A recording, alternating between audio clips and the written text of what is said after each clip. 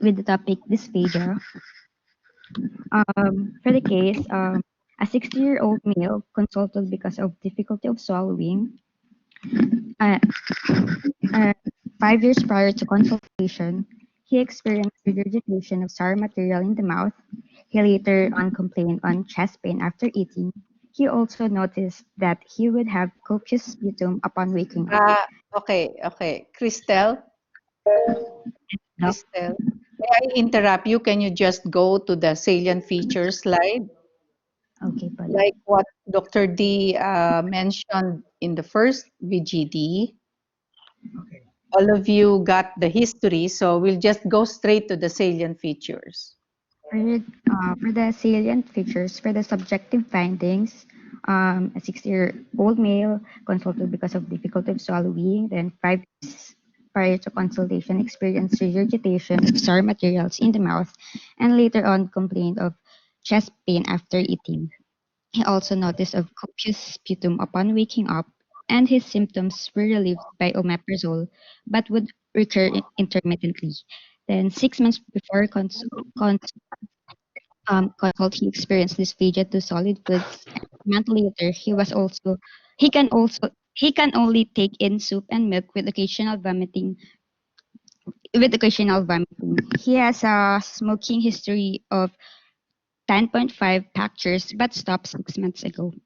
For the objective findings, physical exam shows height of 165 centimeters, then weight of 48 kilograms, and he has a BMI of 17.6, which we can classify as underweight. He has lost weight 8 kilograms in 1 month, and the vital signs are normal. The heart sounds are unremarkable, and there are no crackles nor wheezes. And the abdomen is scaphoid, non-tender, no masses are felt. No neurologic deficit is evident.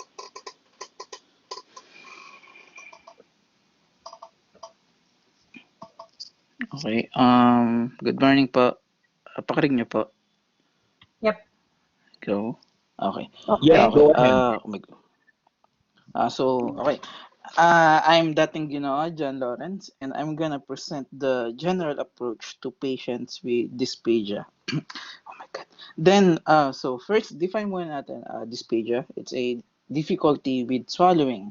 So it refers to problems with the transit of food or liquid from the mouth to the hypopharynx or through the esophagus. So, for short, the food is being hindered in its passage from the mouth to the stomach. It could be on the oral, pharyngeal, or esophageal. So next, here you can see the algorithm presented on the horizon how to approach patient with dysphagia. The important thing is we must define if this is a oropharyngeal or maybe this is a esophageal. So how will we determine? Diyan papasok yung ating history, PE, and diagnostic procedure.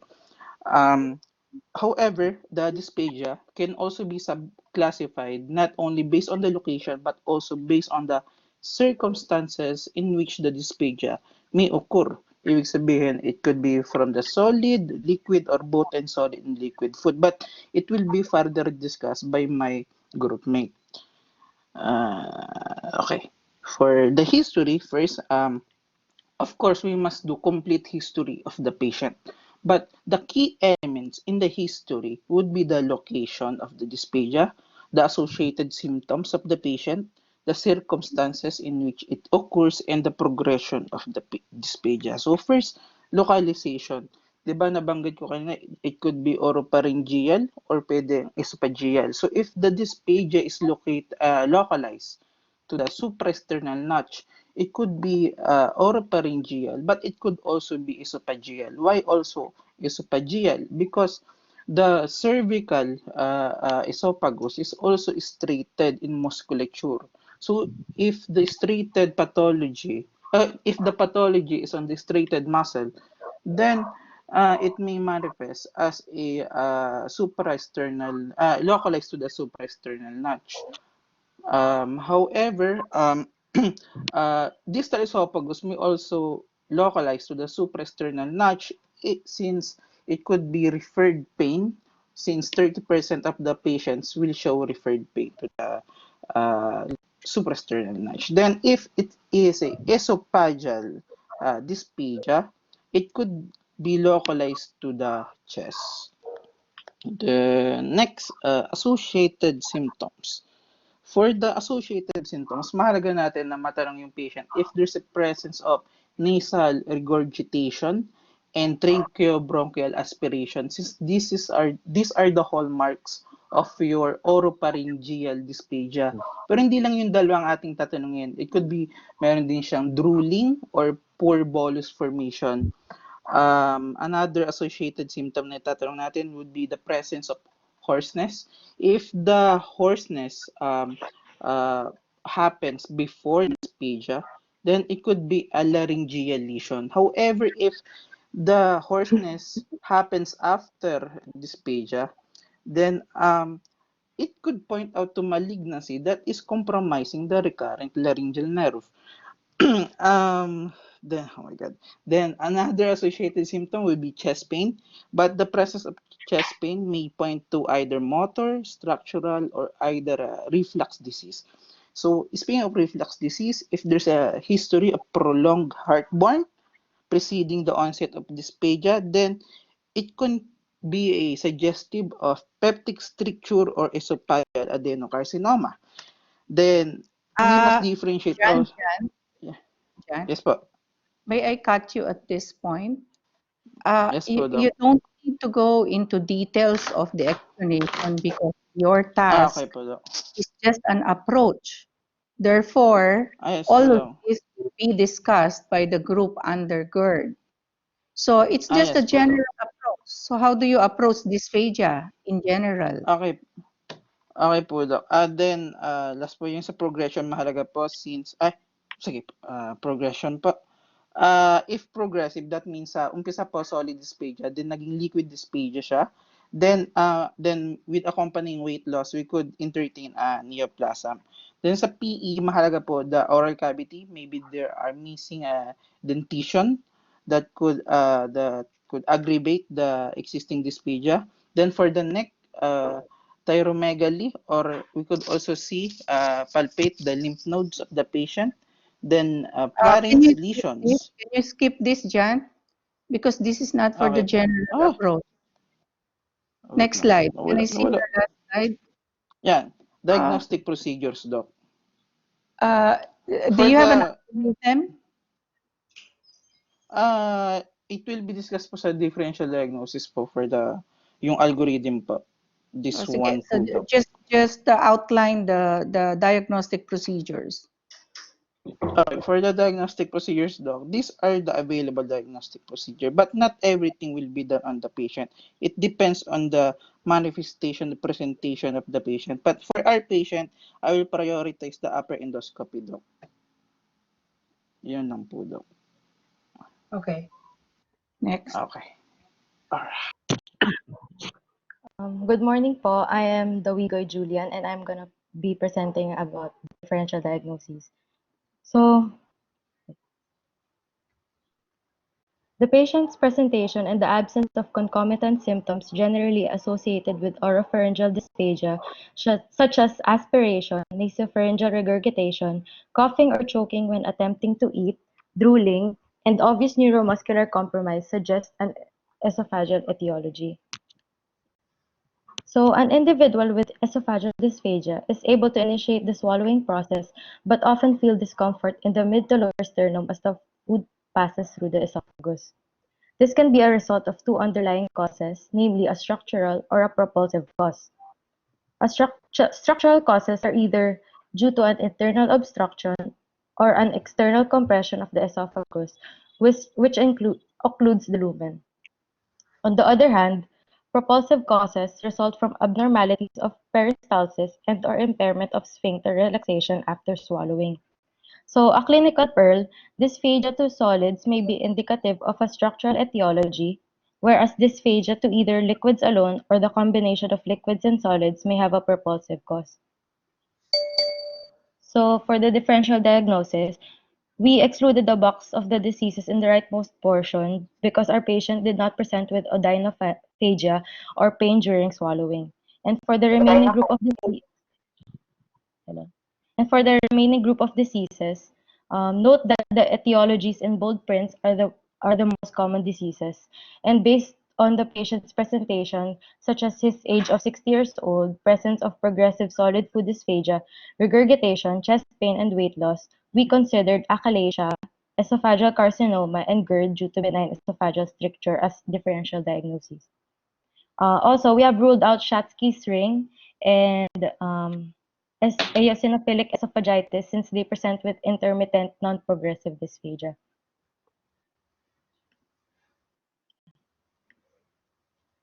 So these are the salient features of the patient that are present in these diseases.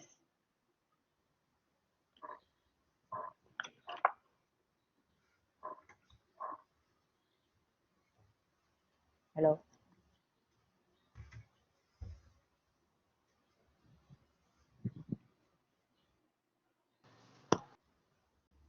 Go ahead.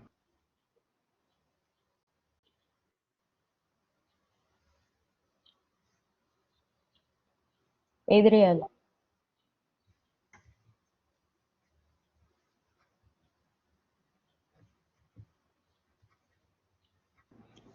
Adriel, are you there?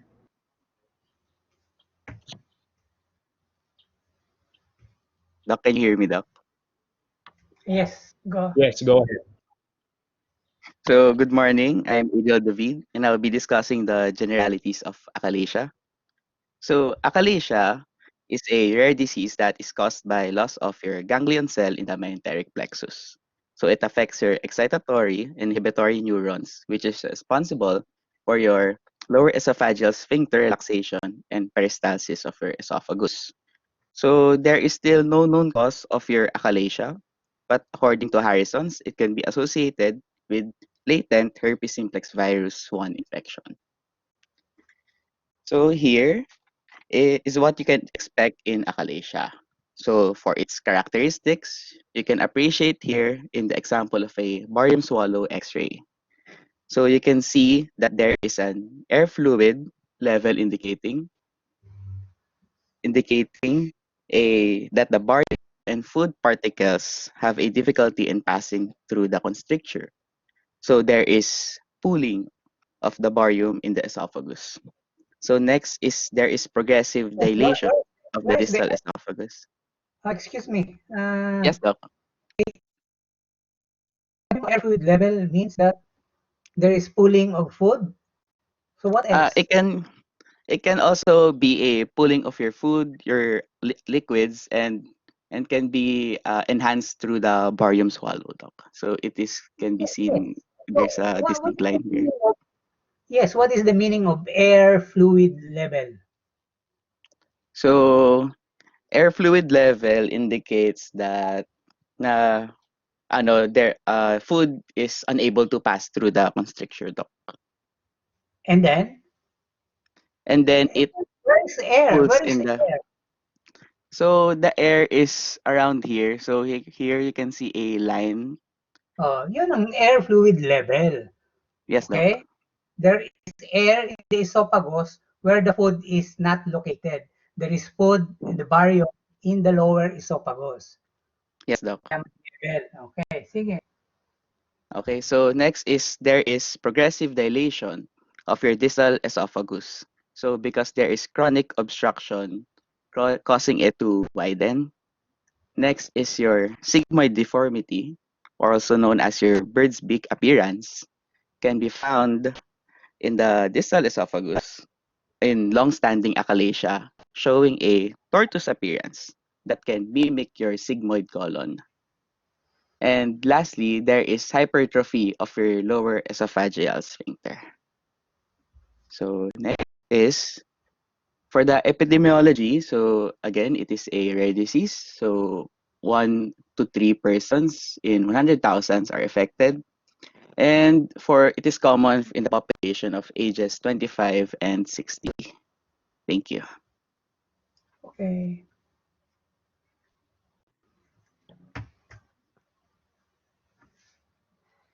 So good morning everyone. I am David Christian and I'm here to present the pathophysiology of achalasia. So for the mechanism, as mentioned earlier, it primarily involves the excitatory or the cholinergic and inhibitory ganglionic neurons of the esophagus. In the lower esophageal sphincter, it predominantly involves the inhibitory neurons. So ultimately, the absence of these neurons will lead to impaired deglutitive lower esophageal sphincter relaxation and absent peristalsis. So, so the mechanism of long-standing achalasia will lead to progressive dilatation, sigmoid deformity of the esophagus, and sphincter hypertrophy. The, the, uh, when the patient swallows food, this will ultimately present as dysphagia or regurgitation, and in long-standing cases, chest pain and weight loss may occur.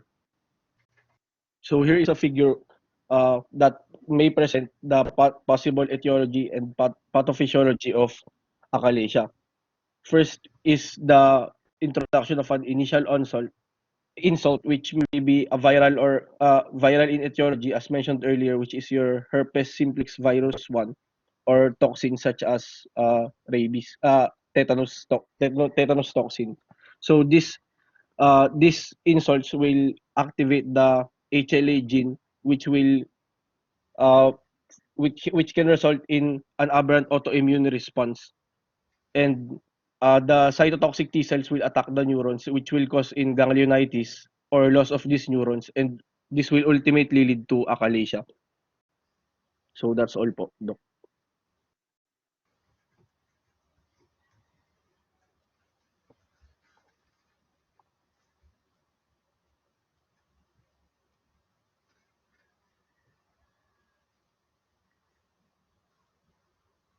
Who's next? Peter David.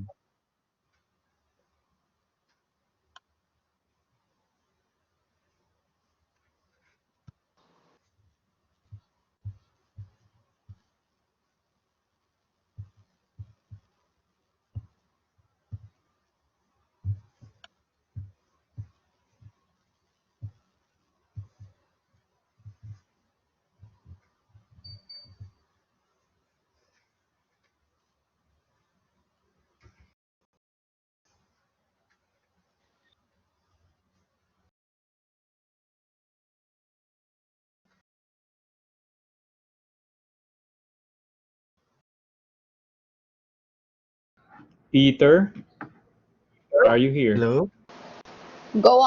Go on, Peter. Okay. Uh, Good morning. I'm Peter David. I'm going to present about the clinical presentations of achalasia. So first we have chest pain. This is thought to happen in the early stages due to esophageal spasms. Patients describe it as a squeezing pressure like retrosternal pain, which sometimes radiates to the neck, arms, jaw, and back. Patients may also complain of heartburn that may be a chest pain equivalent. And next one would be dysphagia. It is defined as a difficulty in swallowing. Dysphagia in achalasia is usually progressive. Onset of it is usually gradual from solid to variable degree of liquid food dysphagia, with the duration of symptoms averaging 2 years at presentation. One fundamental symptom of esophageal motility disorders would be dysphagia. In the long-standing Sorry, achalasia, Peter, sorry. Forgive yes, me for cutting you. You mentioned yes, dysphagia in achalasia is progressive. yes, doc. Solid and from solid diet to uh, soft diet to liquid diet po, doc. Really? Uh, Intermittent dysphagia Because with if you go back to the algorithm that was presented by Julian a while ago, the Wigoi, it did not mention anything about progressive dysphagia and achalasia being there. yes po, doc. I retract my statement po. So what is the character of dysphagia and patients with achalasia? Uh, I would say po, doc, intermittent dysphagia to both solids and liquid po. Okay, Okay. right. That's Uh, different. Let me proceed because you mentioned already progressive. Can patients with the achalasia have this symptom of progressive dysphagia? uh, it could worsen po in long-standings po, Doc. What do you mean worsen? In advanced cases po, it could worsen from solid dysphagia po to also liquid dysphagia po. In fact, from the On beginning, patients with this achalasia, they have both, liquid dysphagia both po. rather than solid Yes po, Doc. because it's motility disorder. But you keep on mentioning worsening. Ibig sabihin, what you're saying is that dysphagia to solid first becoming liquid. Let's I would continue. retract my statement din po. Let me Sorry po. see. Let me see. Ha? Oo, kasi it's different Yeah. eh. If you mention progressive, it means something else to us. Thank you po, Doctor. Okay, continue, Peter. Okay. In the long-standing achalasia, there is a progressive dilation and sigmoid deformity of esophagus and hypertrophy of the lower esophageal sphincter.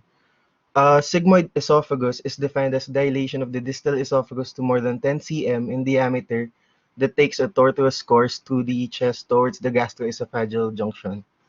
This can then lead to regurgitation becoming more frequent. Regurgitation is the action of bringing swallowed food up again to the mouth, and regurgitation occurs when food, fluid, and secretions are retained in the dilated esophagus. Then, as for weight loss, this is caused simply because the patient is unable to take in food, causing deficit in nutrition. As for the other complications of achalasia, can lead to bronchopulmonary complications such as bronchitis, pneumonia, and lung abscess due to chronic regurgitation and aspiration, food bolus going up to the esophagus and into the upper respiratory tract and down to the lower respiratory tract. As for the having achalasia can also lead to squamous cell carcinoma because of inflammation caused by the distension of the esophagus, leading to dysplasia, then possible neoplasia po.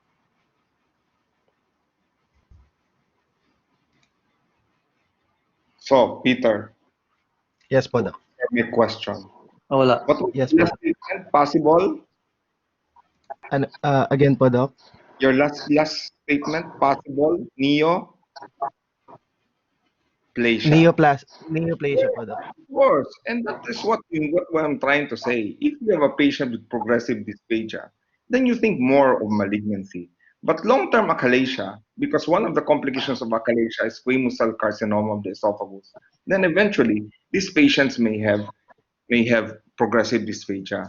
But from the outset, Yes. it's not progressive. It should be dysphagia to intermittent dysphagia to both solid and liquid. All right? Yes po, Doc. Thank you po for the clarification po, Doctor.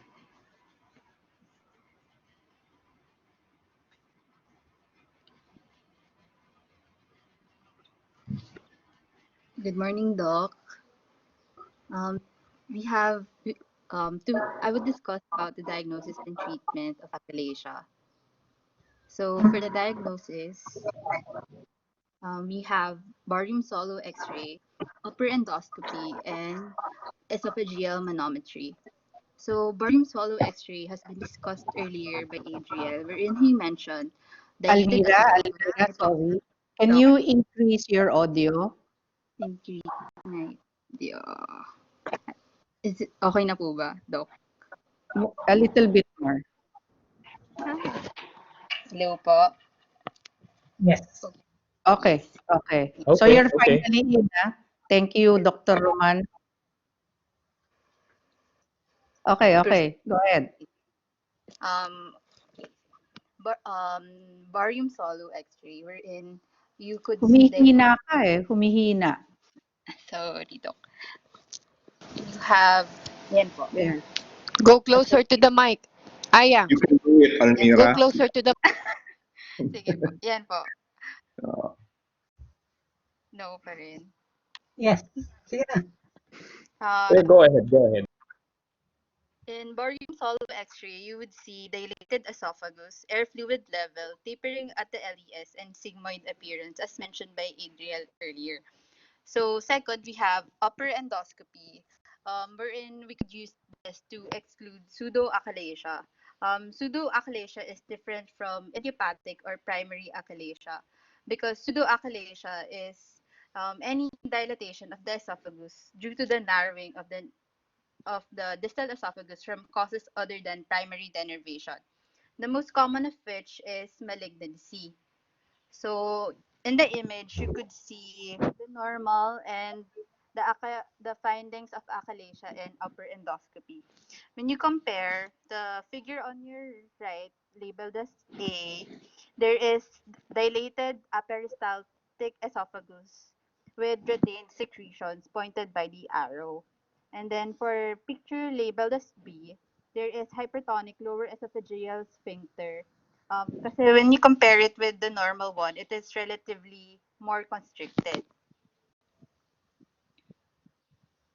So, so next is esophageal manometry, which is the most sensitive diagnostic test for achalasia because it could identify early disease even before the onset of esophageal dilatation and food retention. The diagnostic criteria for achalasia is impaired lower esophageal relaxation and absent peristalsis. Um, so typo lang. So to orient you guys, we have conventional and high pressure topography type of esophageal manometry. The conventional type is no longer used nowadays. So I would just focus on pressure topography plot. Yung therapeutic, it was a typo. It was supposed to be for endoscopy. So for the normal findings of pressure topography plot, it must be noted we should note the location of the upper esophageal sphincter above, the lower esophageal sphincter below, and the esophageal body between them. And then Doctora, can you excuse me? Excuse yes me, po. Doctora. Can you possibly use the pointer to show where to what you're referring as the lower and the upper lower esophageal sphincter? Okay, doc. So this is the And upper I'm sure esophageal. you're referring to the first image on the right upper hand part of your slide. Okay, doc. So I Yes, took because the normal yes, go ahead. muna, doc. Go ahead. So this is Do you the have a pointer? conventional type. Do you see my pointer na po ba, doc? Good. Yeah, that's fine. So this is the conventional type, and then this is the pressure topography plot. The conventional type is no longer used nowadays, so I would now shift to discussing the newer pressure topography type of manometry. So this is the normal esophagus in pressure topography plot, and this is classic achalasia, achalasia with compression, and spastic achalasia.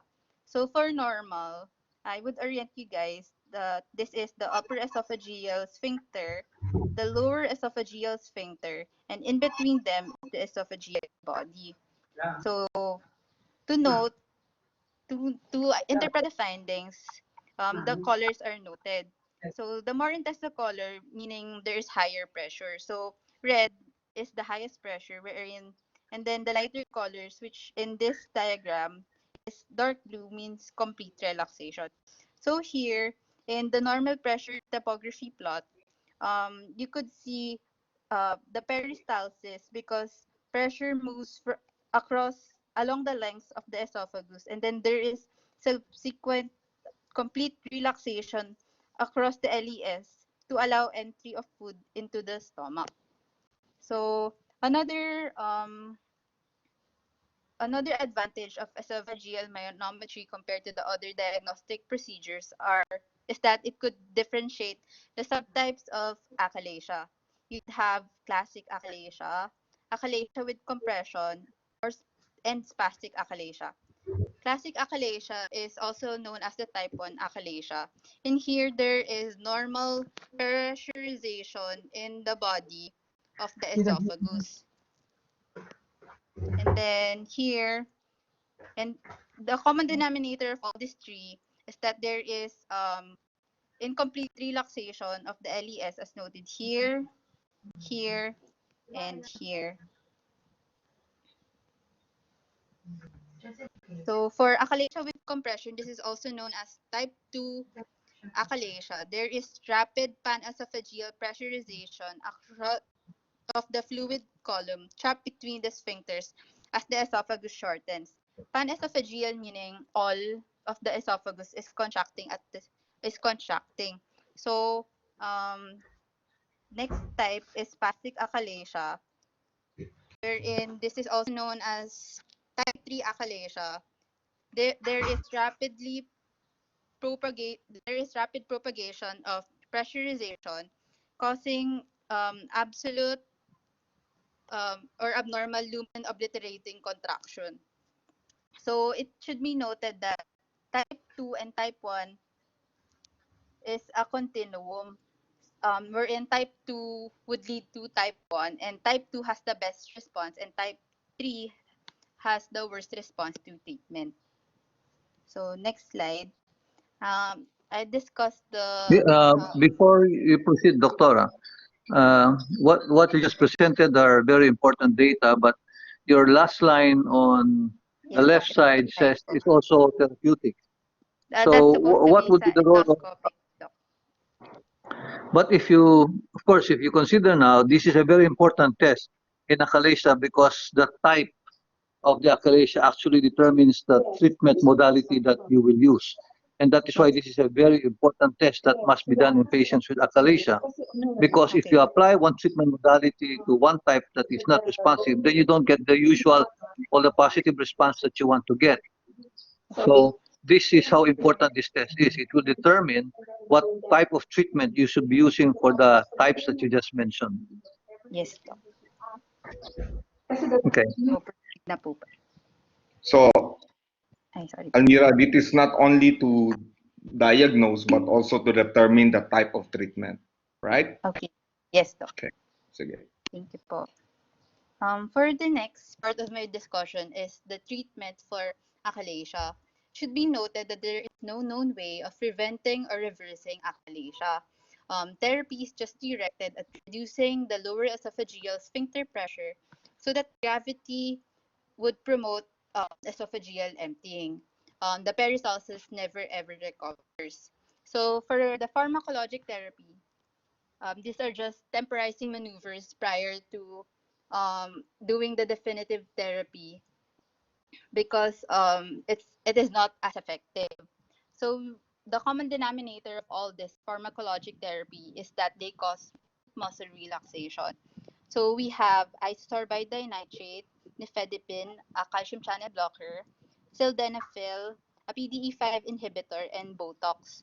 So isosorbide dinitrate and nifedipine can be administered sublingually before eating. Dinitrate reduces LES pressure by 66% for 90 minutes. Its side effect as a smooth muscle relaxant is headache. Nifedipine, on the other hand, reduces LES pressure by 30 to 40% for greater than 1 hour. Almira, sorry Yes to po. cut you. In the interest of time, di ba? What is the bottom line of pharmacologic therapy? Is it long-lasting? It's not long lasting po. Short Okay, term effects not lang. long-lasting. It's short-lasting lang, di ba? That's Yes po. number one. Number two, it has a lot of Side effects po. side effects. So let's go to proceed to the next therapy. Temporary effect. Temporary effect. So definitive therapy, according to Harrison, are pneumatic dilation and Heller myotomy. Schlesinger added per oral endoscopic myotomy, which is a newer procedure. So pneumatic dilatation is an endoscopic technique with an efficacy rate of 32 to 98%. In here, a non-compliant cylindrical balloon dilator is inserted across the lower esophageal sphincter and then inflated to a diameter of 3 to 4 centimeter, hence restoring the flow in the esophagus. And next is per oral endoscopic myotomy or POEM with an efficacy rate of greater than 90%. This is an endoscopic technique wherein you would perform the myotomy or the lysing or cutting of the muscles using endoscopy. Next are the surgical techniques. For hellermyotomy, this is another definitive therapy which is done with partial fundoplication. Efficacy rate is 62 to 100%. And then if there are treatment failures, an option could be just to resect the esophagus with gastric pooling or with colonic interposition. That is all. Thank you.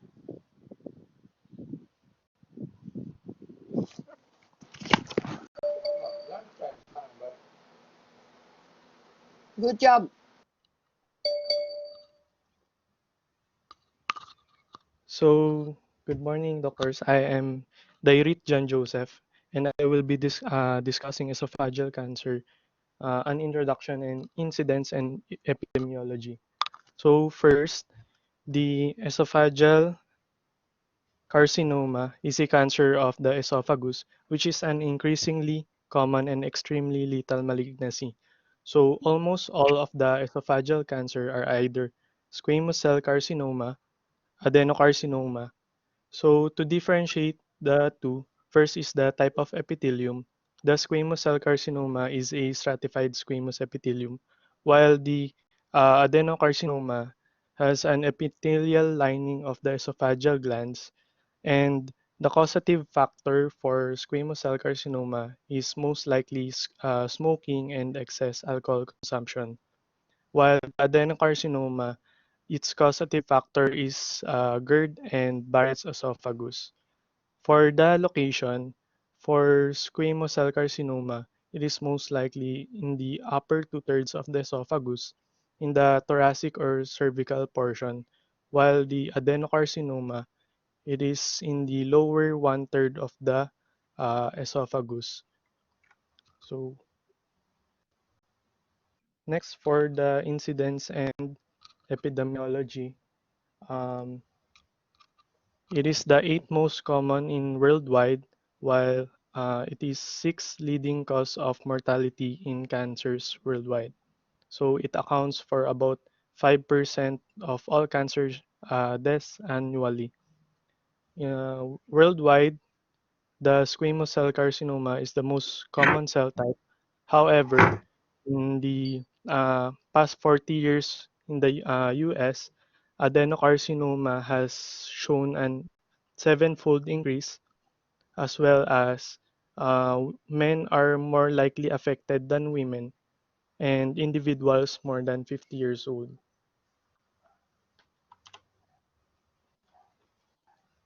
For this table shows the new cases and deaths of all cancers in 2018. So according to Global Cancer Statistics of 2018, the new cases of esophageal cancer is approximately 3.2% and mortality is 5.3%. While Sorry, in the Philippines, Randa, yes, sorry. Can you go back?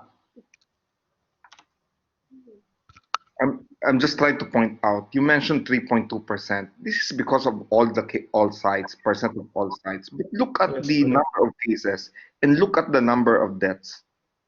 They're actually very close, meaning to say very high Yes, po, Doc. mortality rate for patients with esophageal cancer. Yes, po, Doc. Okay, next. So for the Philippines, this is a local data of esophageal cancer from the 2015 Philippine Cancer Facts and estimates of the Philippine Cancer Society in cooperation with the Department of Health. So in 2015, they recorded 809 cases of confirmed esophageal cancer. Majority are male patients with 586 cases and 223 female cases. They also recorded 705 deaths uh, due to esophageal cancer in 2015. Again, majority are male patients with 508 cases and 197 are female deaths. So, in conclusion, men are more likely affected in morbidity as well as in mortality. That's all. Thank you.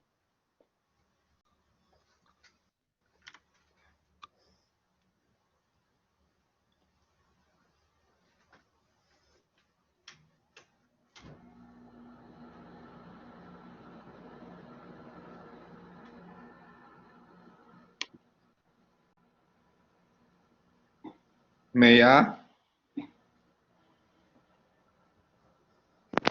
Hello. Yes, Maya. Is it you? Go ahead, go ahead. Yes, Doc. Okay. Okay, so for the risk factors and clinical features, there are a variety of causative factors implicated with the development of esophageal squamous cell carcinoma. So the first two, cigarette smoking and excess alcohol consumption, are the most important risk factors observed in industrialized countries. It is said that these two factors have synergistic effect on the cancer incidence. Cigarette smoking increases risk for ESCC by 3 to 7 fold, and in comparison, alcohol consumption have slightly lower risk, increasing it by 3 to 5 fold. However, this risk significantly increases with alcohol intake above 140 grams per week, which is the maximum recommended intake based on US dietary guidelines. In contrast, among developing regions, factors like nutritional dietary deficiencies and even low socioeconomic factors per se seem to have a stronger relation with the incidence of ESCC. Vitamins A, C, and E, which are known antioxidant properties, as well as folic acid, zinc, and selenium deficiencies, have been proposed as risk factor. Aside from this, mucosal damage from or by physical insults like long-standing history of consuming hot drinks like tea have been also thought as a risk factor due to the chronic thermal injury however, this is inconsistent among studies. Mm, For the ingestion of carcinogens, it is said to be a risk factor since the nitrates found in dried smoke and salted foods may increase the risk. These nitrates may be converted to carcinogenic nitrates by bacteria. Also, the prevalence of ESCC among patients with achalasia, which is approximately 5%. In a study, it is said that between years 1 to 16, after their diagnosis, the risk is decreased by 16-fold, especially among men. This mechanism is due to the stasis of food material in the esophagus, which leads to chronic inflammation. Another risk factor is the HPV infection, specifically serotype 16 and 18. Although studies have yielded inconsistent results, there is a recent study that found strong epidemiologic evidence in high incidence areas of China. Patients with esophageal webs, such as those with Plummer-Vinson syndrome presenting with iron deficiency anemia, dysphagia, and post-cricoid webs, are also increased risk for ESCC. Lastly, congenital hyperkeratosis and pitting of the palms and soles, like that of pilosis, is also a rare condition which is associated with ESCC, having an individual lifetime risk between 40 to 92%. So for the adenocarcinoma of the esophagus, several etiologic associations have been observed. These tumors usually arises in the distal esophagus, in association with chronic GERD. You're choppy, Doctora De Ah, Carlos. sorry, Doc. Hello? Okay. Yeah, you're okay. That's fine. Okay na po. Okay. So the tumors of adenocarcinoma of the esophagus arises in distal esophagus.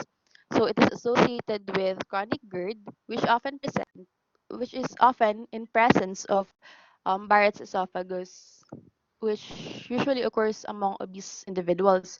This having said, GERD and Barrett's esophagus is the most important risk factor, having an increase of 4 to 8 fold for chronic gastroesophageal reflux. Similarly, obesity is another strong risk factor, increasing the risk by 2 to 3-fold. This risk increases with higher BMI. Also, obesity, it is also known to increase the risk of hiatal hernia and GERD by increasing the intra-abdominal pressure. So the risk for developing the Barrett's esophagus also increases. Another is the high intake of dietary calories and fat itself is also a risk factor. Then similar to the ESCC or the squamous cell carcinoma, tobacco or tobacco use or smoking is also a risk factor for adenocarcinoma of the esophagus.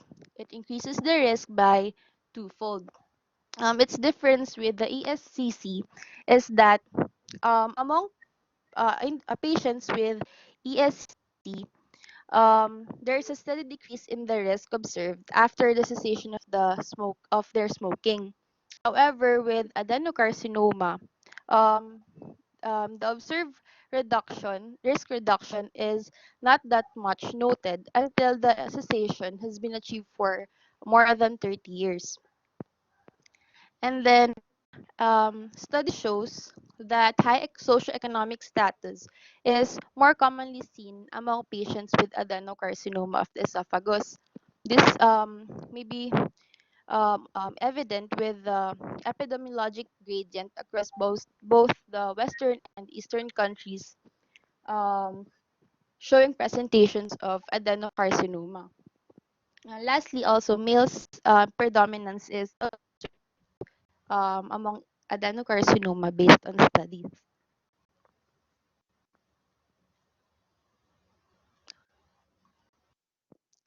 For the clinical features, patients with adenocarcinoma and squamous cell carcinoma of the esophagus similar clinical presentation.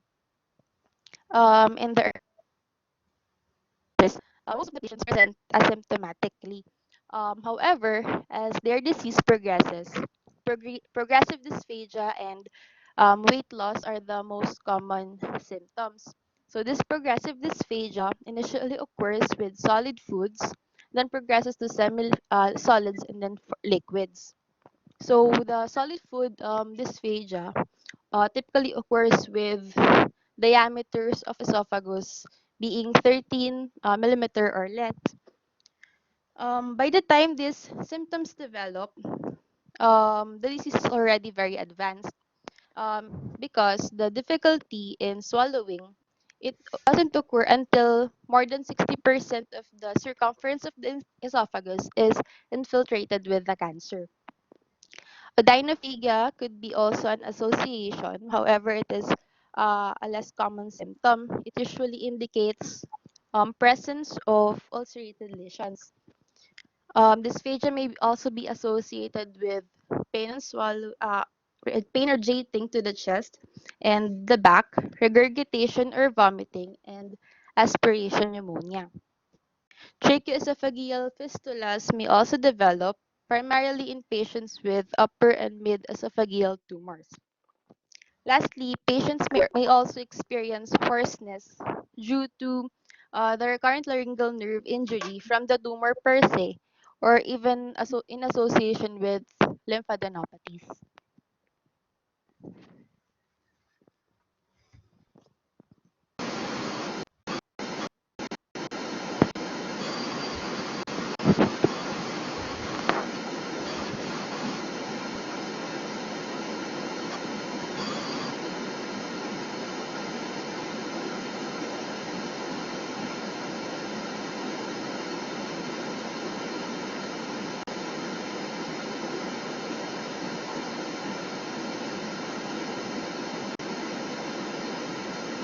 Christine, are you Uh, okay?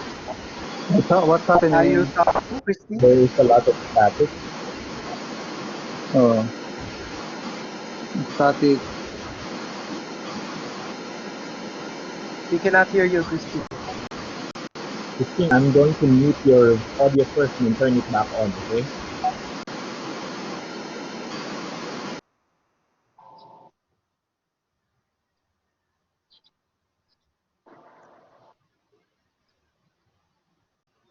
Wala. You turn your mic on again, Christine.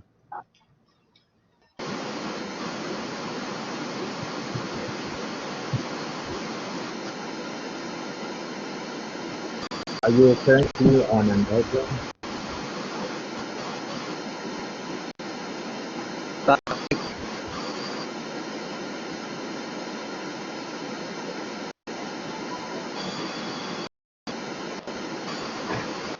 Maingay, maingay. Ome, kung put off all mics first.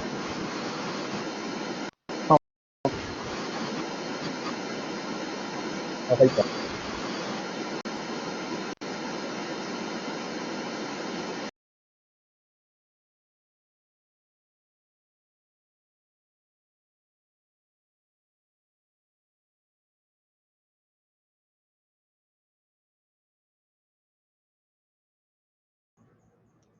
Christine, you may proceed.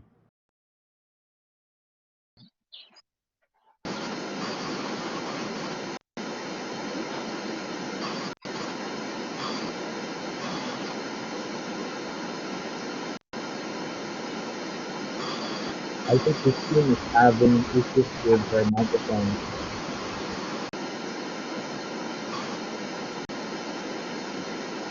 Oh, yeah, I'm messaging Christine and try that engage. It's not working. Maingay pa rin. Baka wala siya. I think there is a problem with her microphone. We are running out of time. But she's not responding also on the message.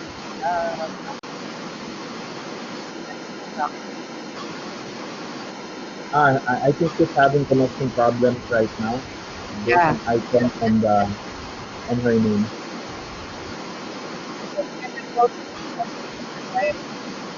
Should we proceed to the next presenter first? Yes.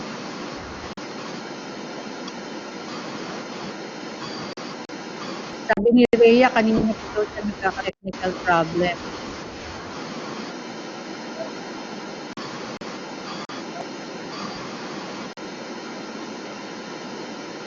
Clarence, can you give your discussion? Hello. Can you hear me, Doc? Okay, go. Yeah, maybe you can, Christine, Good close morning. her microphone. It's nagsa-static eh. I think it's her microphone is causing the static. Ome, may Ome, you can do it on your end, right? Nung pinatay mo kanina, nawala yung static eh. Opo, but wala po siya ngayon. Actually, better. Oh, okay. Who's causing the static then? Okay, siguro for the students, everyone who has their mic on, turn it off muna. Except for Clarence the Bigman. So we can isolate who's causing the static.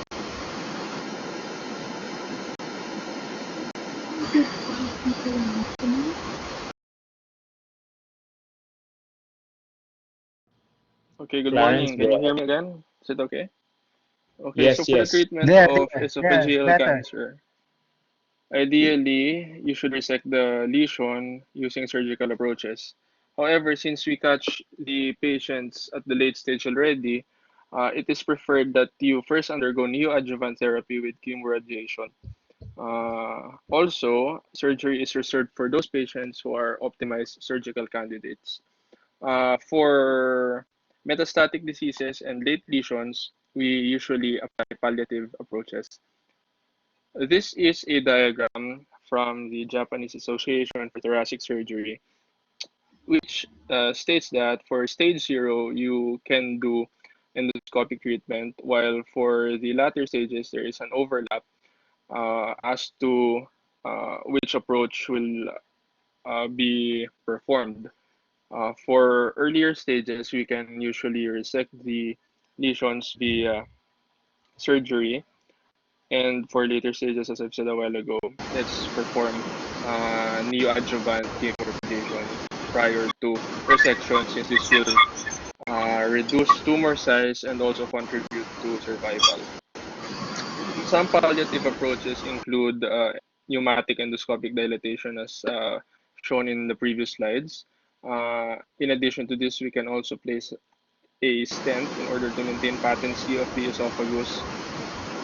We can also perform gastrostomy or jejunostomy via endoscopic approach if the esophagus is patent, while we can do a surgical approach if the tumor is large, that it will hinder endoscopic access.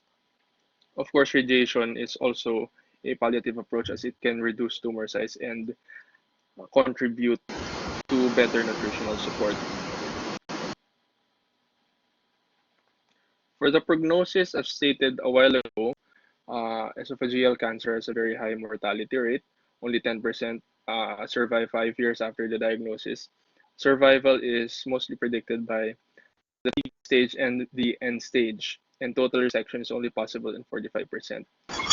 Post-op mortality rate is at 5% due to post-operative complications such as fistulas, subphrenic abscesses, and cardiopulmonary complications. However, 20% of patients who survive a total resection live for 5 years. This is from Harrison's. And all in all, there is a 17% 5-year survival rate, which is still quite low because, as stated a while ago, we catch these lesions quite late, and there is also a problem with nutrition because, of course, food cannot go into the GI tract anymore.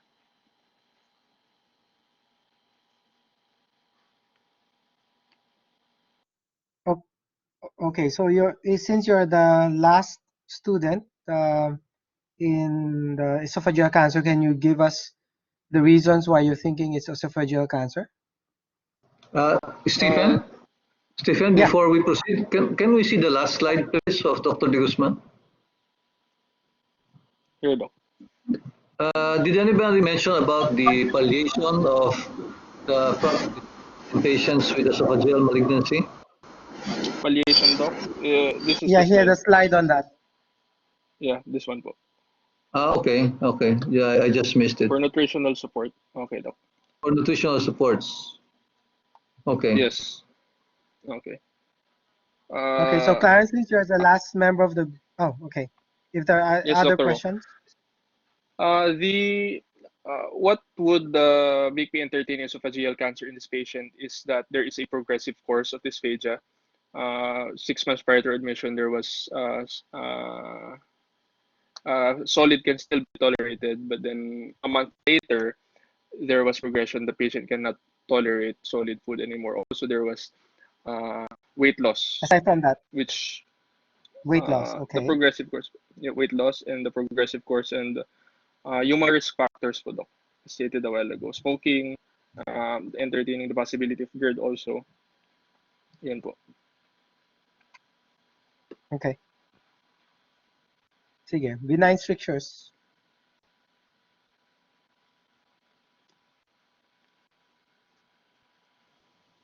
Good morning. I am Nikki Jesus. I'll introduce our third differential, which is benign esophageal strictures. Okay. An esophageal stricture refers to the abnormal narrowing of the esophageal lumen.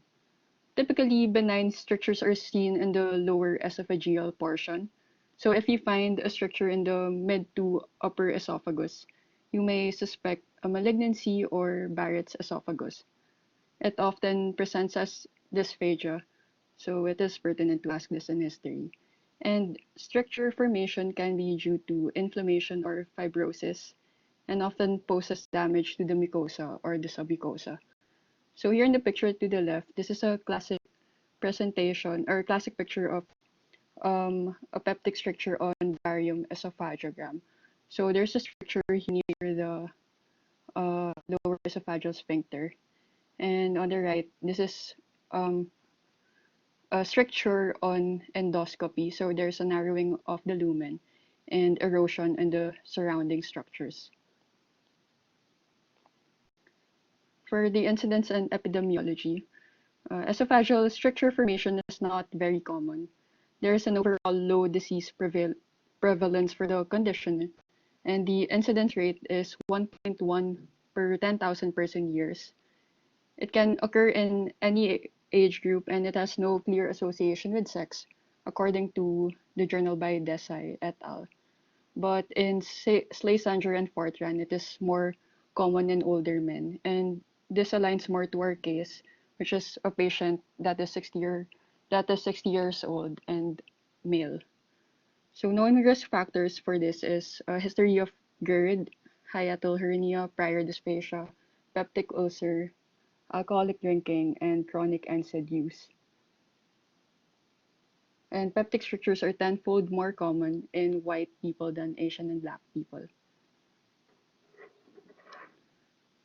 Esophageal strictures are asequal to many different disease processes and underlying etiologies. Most common of the causes is long-standing GERD, accounting for 70 to 80% of adult cases of esophageal strictures. 7 to 23% of them have concurrent strictures for those with reflux esophagitis. Other causes are those acquired through infections and such as CMV and HSV and Candida.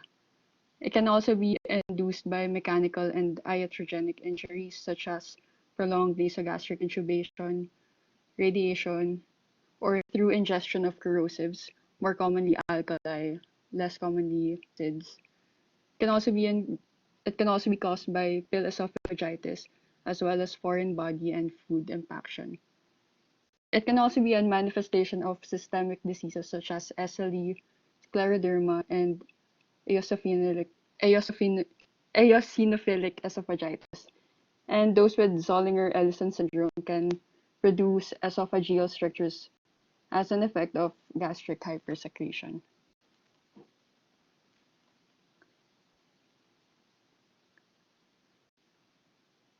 That's all. Thank you.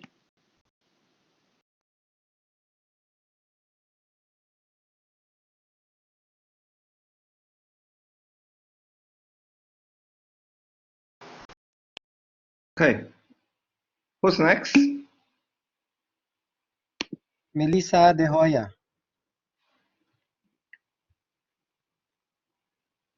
Melissa?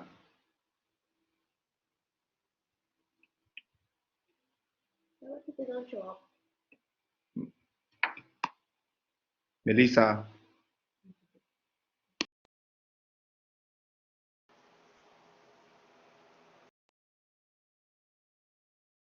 Wait lang daw po, di daw po niya ma-on yung mic.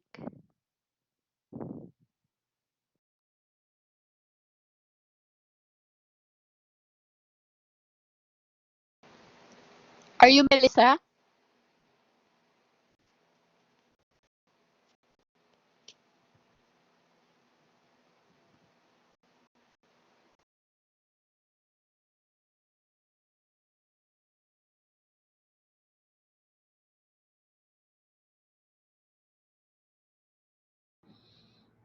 There's a question for Dr. Ruiz. How long is long-standing GERD?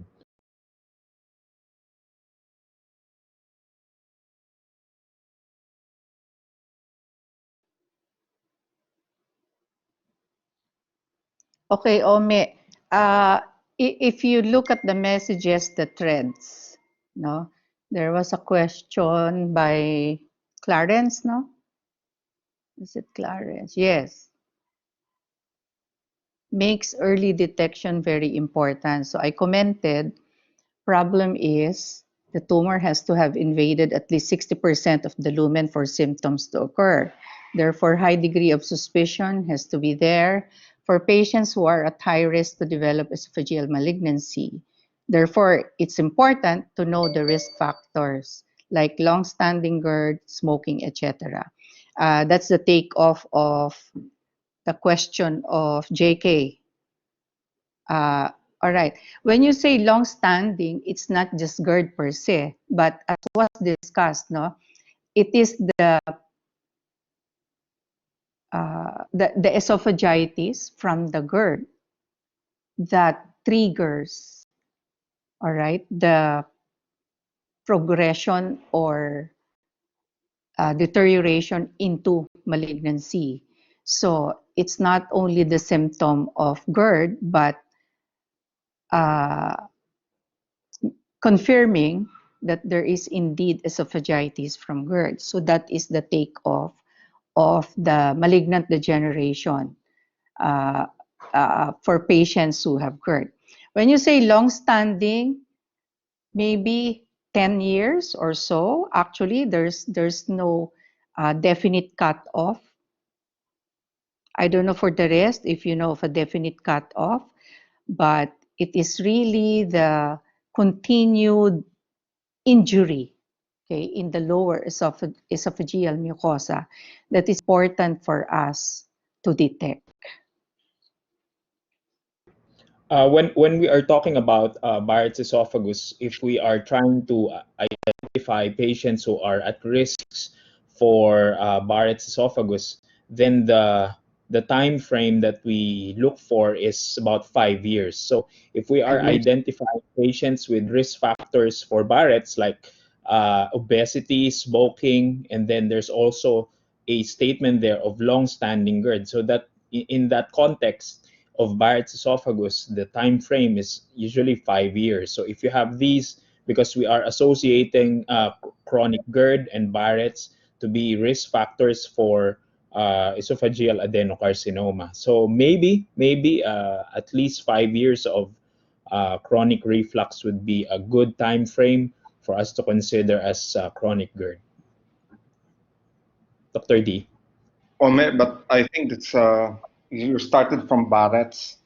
You have not Correct. started Yes. with patient Yes. with Barrett would come esophageal. from long-standing esophageal injury. That is Yes. very Yes. difficult to define, I think, because if you look at the symptomatology of GERD, the symptom doesn't really correlate very well with our endoscopic finding.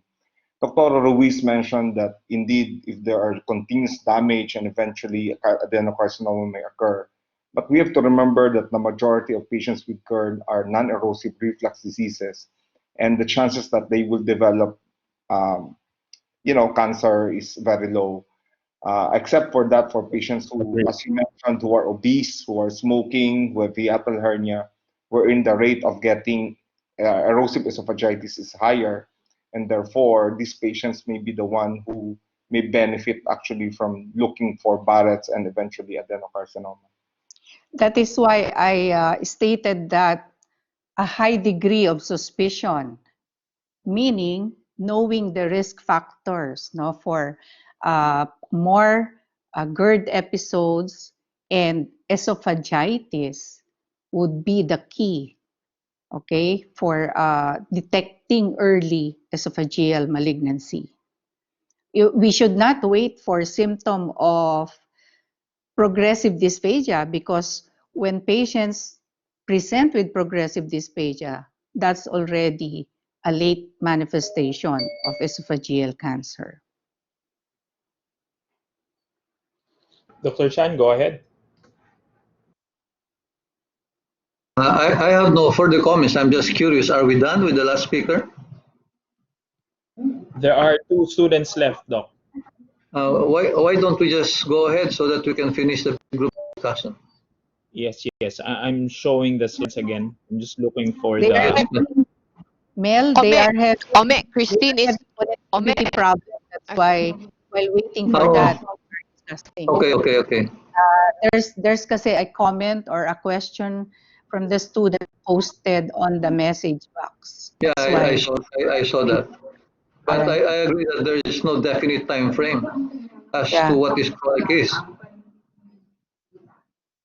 Okay, so Melissa, are you ready? Wala pa rin. Wala pa rin. So maybe there's only 1 speaker left. Can we move on to big group discussion 3? Maybe, Rosel, go on. Dr. Yes. Chantal, Friday pa yun.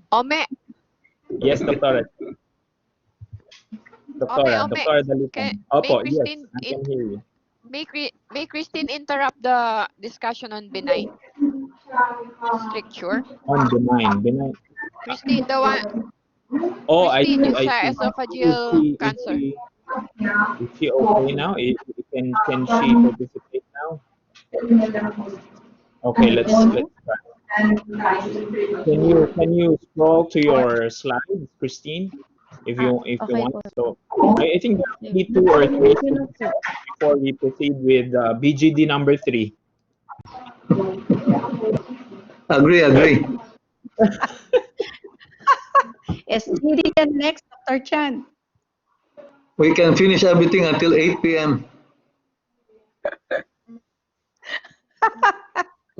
Everybody will have hemorrhoid. Wag daw yung group ni Dr. Chan. Daw kayo ward. But by 9 p.m., we'll already have a grade for this shift. Hello po. Okay. Hello po. But honestly speaking, everybody, I think we're doing fine. We're doing a great job. Kudos to everybody. I think so. Can we have something from the students, even on the what's this message box? A thumbs up or a thumbs down. It's very welcome. Up or down.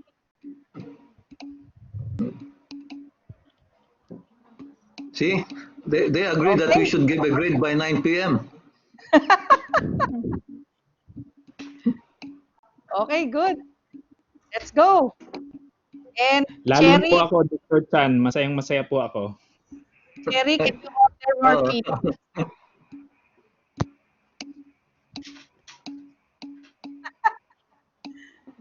Okay, Doctora, yes do we po? have, Hello? all right, Christine? Okay, All right, okay. go ahead. Christine, go. Hello po, Doc. Yeah, Yes. good. Okay na po. Good. Okay. Okay, Sige po. we can hear you. I'm Christine Joy de Gustena, and I will discuss the diagnosis and staging for the esophageal cancer. So first, esophagoscopy with biopsy. So it is an invasive procedure in which a flexible endoscope is inserted through the mouth and into the esophagus. So once there's the esophagus, the mucosal lining is evaluated. So through esophagoscopy, we could both visualize and identify the tumor, and we could also obtain histopathologic confirmation of the diagnosis through biopsy. So um, this picture below, hindi ko po magamit yung cursor. Basta this picture below, the smaller, the esophagus. So you can see and it is pinkish, and there are also no masses. However, the bigger picture, we can see that there is a tumor which is nearly completely obstructing the esophagus. So we further identify this one through biopsy. So for the next one, we could also do CT scan and PET scan. So CT scan, it is used for the diagnosis and staging of esophageal cancer. And likewise, it is used to assess extent of tumor spread to the mediastinum and the para-aortic lymph nodes. So the picture on the left, the first one, we could see the esophagus and it is empty over top. We could also see the lungs as well as the trachea and the spinal cord. So the picture on the left, it shows the one that is pointed by the arrow. We could see that there is circumferential thickening of the esophageal wall. So consequently, there's constriction of the lumen. So next, for the PET scan, it is used to assess the presence of distant metastatic disease and for staging, and it could also define fields for the radiation therapy. So let's look at the picture at the left below. So the one being pointed at the arrow. So there's more radioactive material that accumulates in cancer cells than the normal cells. That's why it appears brighter on the image. So it is hyperdense. While the image on the beside it shows there's also a hyperdense area, which wherein we can see that it is already spreading to the aorta. So next one, we have the endoscopic ultrasound. So it is used to assess the depth of tumor invasion and distinguish T1 lesions from deeper infiltration. So it is the only imaging modality that can clearly delineate the different esophageal wall. So let's look at this picture on the left. So the transducer is located at the inner circle, yung pinakagitna. Thus on the side, we can see the different layers of the esophageal wall. So there's the mucosa, the submucosa, the muscularis propria, and the serosa. So on the picture beside it, we could see that there is an abnormal hypoechoic thickening, which is a tumor. So it has invaded through the muscularis propria and is therefore staged as T3. And above it, we can see that there is a presence of the lymph node. So there's only one, so we could stage as N1. So this whole lesion is T3N1. So next, for the barium contrast esophagography, so it is helpful in diagnosing early stages of esophageal cancer. So it can show early signs of abnormal mucosal lining, plaque, polypoid lesion, ulceration, and nonspecific focal irregularity. So the picture on the left is a normal finding. So it was already explained a while ago. And the one beside it, it is upright lateral view of single contrast barium swallow, which shows polypoidal filling defect in the upper esophagus.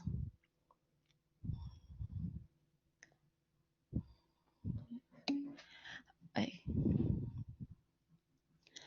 So next we have for the staging, we have the TNM classification system. So we have T4 tumor, which is the depth of tumor invasion.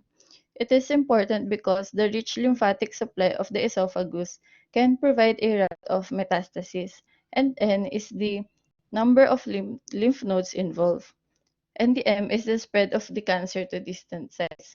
So the image below, it just shows the tumor extent and percent incidence of lymph node metastasis in stage 1 esophageal cancer. So this is also for the staging, specifically for I think we can squamous. forgo this slide, Dr. Degusena. Okay po. So, okay na po. Thank you. Thank you po. Good job, good job. So let's go back to Melissa. Yes po, Doc. Sorry, may mic. Yung nawala po mic ko kanina. It's working now, right? All right. Yes po. Okay.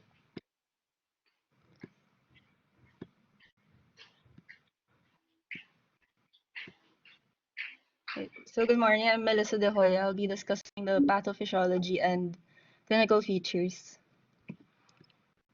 For the pathophysiology, we focus on the pathophysiology of GERD. And GERD has three main mechanisms. One is the transient lower esophageal sphincter relaxation, LES hypotension, and anatomic distortion. So first, for transient LES relaxation, it occurs due to the vagovagal reflex in which LES relaxation is elicited by gastric distension, and it accounts for 90% of reflux in GERD patients without hiatus hernia, and it's essentially part of a physiological mechanism of belching or burping, but it's a primary determinant of reflux disease as and is an increase in proportion of transient LES relaxations that are associated with acid reflux instead of gas venting alone.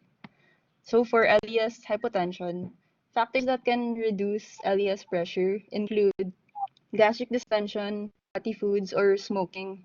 So for with regards to our patient, he's been a smoker for 21 years and has a packet year history of 10.5 years. So long-standing or chronic smoking may cause long-standing decreased LES basal pressure, and LES hypotension can also be brought about by being strain-induced or free reflux. For strain-induced, it occurs when relatively hypotensive LES is overcome by an abrupt increase in intra-abdominal pressure from coughing or straining. So an example can be smoker's cough. Since he's been a chronic smoker, his cough can increase incidence of acid reflux. For the second one, free reflux, it occurs when there is a fall in intraesophageal pH without an identifiable change in intragastric pressure. So for the third mechanism, anatomic distortion, a disruption or distortion of the esophagogastric junction associated with hiatal hernia. Hiatal hernia is when the upper part of your stomach bulges through an opening of a diaphragm, thus interferes from keeping acid from refluxing to the esophagus. And because of this, there's a mechanical impairment in the junction, and there is susceptibility to repetitive reflux. And so these three mechanisms can lead to the esophagogastric junction incompetence, and if long-standing, can lead to GERD or gastroesophageal reflux disease. And GERD can have complications such as erosive esophagitis, esophageal stricture, Barrett's esophagus, and esophageal adenocarcinoma. For erosive esophagitis, it's an inflammation and occurs when excessive reflux acid and pepsin result in necrosis of the surface layers of the esophageal mucosa, which cause erosions and ulcers. For esophageal stricture, it's fibrotic in nature, and collagen is deposited during this phase. And in time, collagen fibers will contract, which will narrow the esophageal lumen. For Barrett's esophagus, it's a condition in which metaplastic columnar epithelium replaces the stratified squamous epithelium that normally lines the esophagus due to Dr. De repetitive. Hoya, I think that Barrett's esophagus and esophageal CA is there, but we don't have to discuss that anymore. Okay po.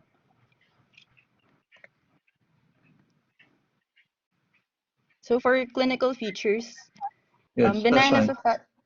benign esophageal strictures. Features include progressive dysphagia, food impaction, chest pain, and weight loss. There's progressive dysphagia to solid food, and its course is insidious and slow.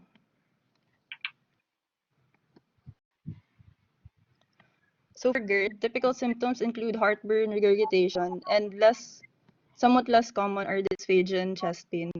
Extraesophageal syndromes associated with GERD include chronic cough, asthma, laryngitis, and dental erosions. Alarm symptoms which need further testing and empiric treatment include adynophagia, dysphagia, unexplained weight loss, recurrent vomiting, occult or gross GI bleeding, jaundice, palpable mass, family history of gastroesophageal malignancy.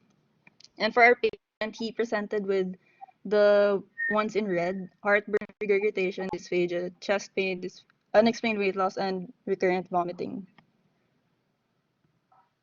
That's all po. Thank you. Hello. Yes, Rosel, go ahead. Okay. Yeah. Hi, I'm Rosel De Leon.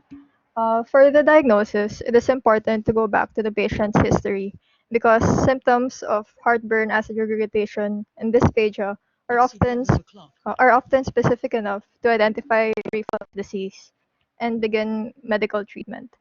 If symptoms disappear in 1 to 2 weeks of giving high dose omeprazole and then return when the medication is discontinued, we can say that the patient has GERD. Uh, Early endoscopy should be performed in patients presenting with alarm symptoms such as dysphagia, odynophagia, weight loss, vomiting, GI bleeding, and also if the patient has family history of cancer, of gastroesophageal cancer. The endoscopic hallmark of GERD is erosive esophagitis in the esophagogastric junction here in the upper right picture. Erosions develop with progressive acid injury, and when compared to a normal endoscopy of the esophagus here in the upper left picture, Erosions are characterized by shallow breaks in the mucosa, and sometimes you could have white or yellow exudate surrounded by erythema. Ulcerations in peptic esophagitis are usually seen distally, whereas infectious ulcerations from CMV, herpes, and candida are punctuated and diffuse.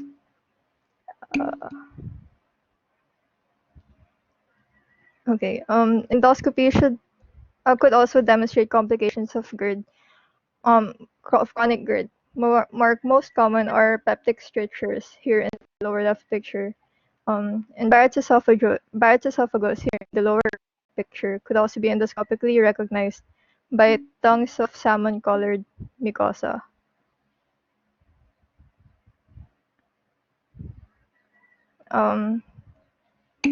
In biopsies indicated in areas of Barrett's esophagus as seen during endoscopy, it is characterized histopathologically by the finding of specialized columnar metaplasia or intestinal metaplasia. We could also do reflux testing to demonstrate excessive exposure of the esophagus to reflux gastric juice. A pH of less than 10, of less than 4 detected in the esophagus for more than 5% of that day is indicative of GERD. We could also do manometry to diagnose motility disorders such as achalasia and diffuse esophageal spasm, and to assess peristaltic integrity prior to surgery because fundoplication is contraindicated when there is ineffective peristalsis. An esophagogram is most useful in demonstrating other benign structures such as Schatzki's rings and webs, and assessing the presence and reducibility of a hiatal hernia. For treatment, Doctor, uh, before yes we go po. to treatment, what is the gold standard for the diagnosis for GERD?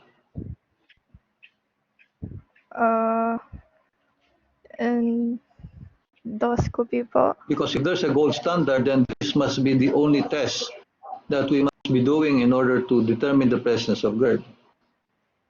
Endoscopy is not the gold standard. It's important for us to know that there is no gold standard for the diagnosis of GERD. We don't do endoscopy, we don't do barium swallow, manometry is not the gold standard. There will be specific situations, there will be specific situations where you will be doing all of these diagnostic tests. But as a rule, if the patient has heartburn and regurgitation and there are no alarm symptoms, then the empiric test with the PPI should suffice in diagnosing the problem of GERD. Opo. Okay? Opo. For most patients po, symptoms would be enough to diagnose GERD and the empirical trial of acid suppression. Opo. But yeah, yun nga po, may mga alarm symptoms. Okay. Which is present also in our patient po. So we have to do endoscopy. For Before treatment, we go any further, Doctor, we're talking about GERD at this particular time. We are not yet talking about the problem of benign strictures, right? Opo. You have, yes. So, how do you diagnose benign strictures? Other benign strictures like for the like Schatzki's ring and hiatal hernia, we could do barium esophagogram. Ayun po. Hiatal hernia is not a benign stricture. Oh. It's just merely an anatomic distortion of the distal esophagus. But usually, if you are highly suspicious of the possibility of a benign stricture, what would be the more appropriate test that you would do in this kind of patients? Endoscopy po. As an initial test. Usually, it is barium swallow that's best done in this kind of patient. Oh, okay po. Sige, thank you po. That's good. Okay. For treatment, lifestyle modification should be part of the initial management plan, especially with those with mild and intermittent complaints. This include avoiding refluxogenic food that lower LES pressure, like fatty food and alcohol, avoiding acidic food, like citrus fruits and tomato-based food, and adopting behaviors to minimize reflux and or heartburn, like avoiding large meals, waiting 3 hours after a meal before lying down, and also stop smoking. It is important to note that pharmacological therapy doesn't prevent reflux, but it reduces the acidity to relieve reflux symptoms and allow the esophagitis to heal. PPIs like omeprazole have superior efficacy compared to H2 receptor antagonists. Alternatively, surgery can be done by wrapping the proximal stomach around the distal esophagus to make an anti-reflux barrier. The surgery is called laparoscopic Nissen fundoplication. Although anti-reflux surgery relieves symptoms and reduces the need for structure dilation in more than 90% of the patients, Barrett's esophagus rarely regresses, and the risk of developing esophageal cancer is unchanged. For strictures, more benign strictures like and rings and webs can be dilated using a balloon here in the upper picture. However, in some instances when there are thin fibrotic strictures that are refractory to dilation, we could do needle knife electroincision. Also, stents can be used to palliate dysphagia from malignant obstruction.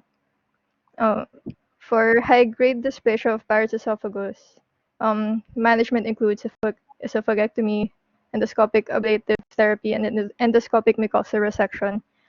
Lower-grade dysplasias, its management includes an increased endoscopic surveillance. Rosel, Yes we're po. on the topic of strictures, right? So, Opo. what if dilatation doesn't work? What do you do? Alin po?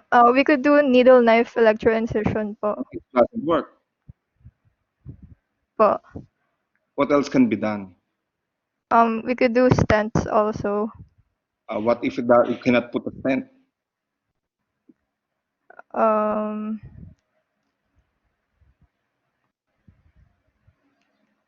uh, Surgery po. Surgery, of course. Yes, ultimately, that has to be done. Surgery. Yes po. Sige.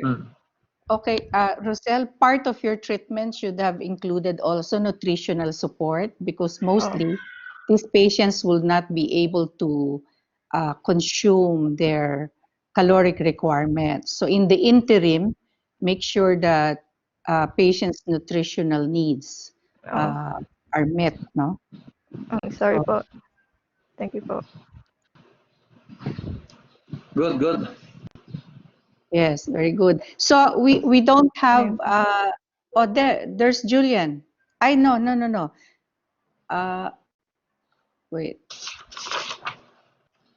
Oh yeah, there's Julian. All right. Oh, but Rosel, diba, you should be able to give us first the why you think it is benign stricture causing the dysphagia. Um, Here po, because the patient did present with classic signs of GERD, like the dysphagia, regurgitation, and the chest pain. Here, the patient also has risk of cigarette smoking, and the patient's complaints was relieved by omeprazole. What you are uh, discussing is about GERD, but what we want is your support for dysphagia. Why do you think the dysphagia is secondary to benign stricture?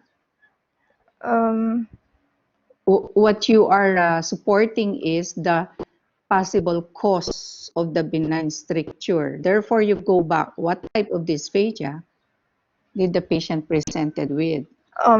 Progressive dysphagia po to solid food. Eh, progressive dysphagia po. Okay, and then on a background of a patient who has a long-standing history of GERD. GERD. Okay, so Julian, last Mel, Thank you po. I'm Dr. good. Jan, I'm good. yeah, the last speaker for the entire BGD. Si Julian. Yeah.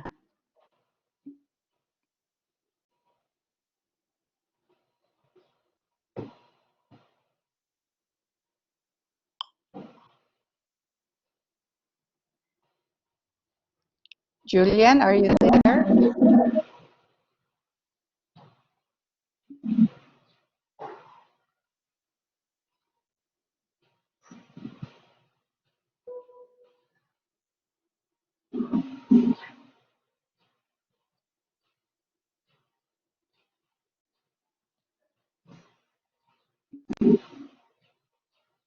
Ano na? Julian, are you there? Okay na ba tayo? Ome, no? While waiting for Julian, can I just post my poll? Opo. Go ahead po. Ay, asa na ba yun?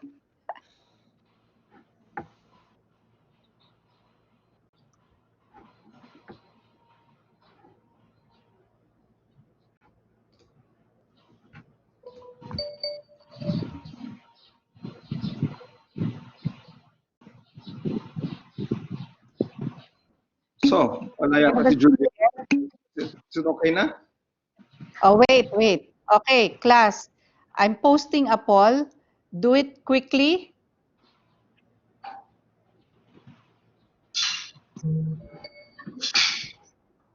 It will only take a while.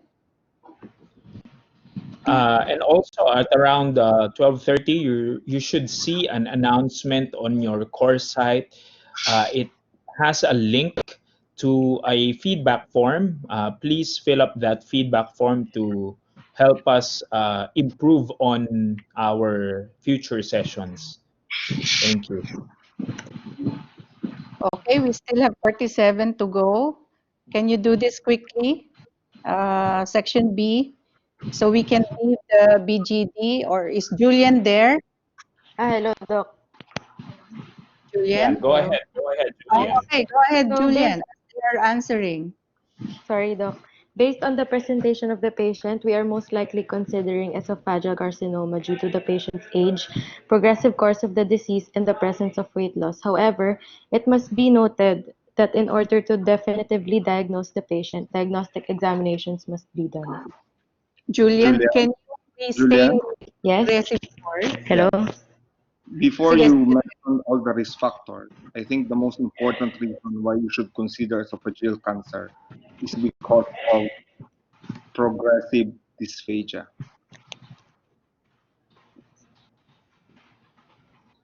Yes, Julian, Doc. Yes. that is the yes. most important reason. The others are just risk. It Yes? doesn't mean Sorry, Doc. you will have this Sorry, esophageal Doc cancer. Choppy.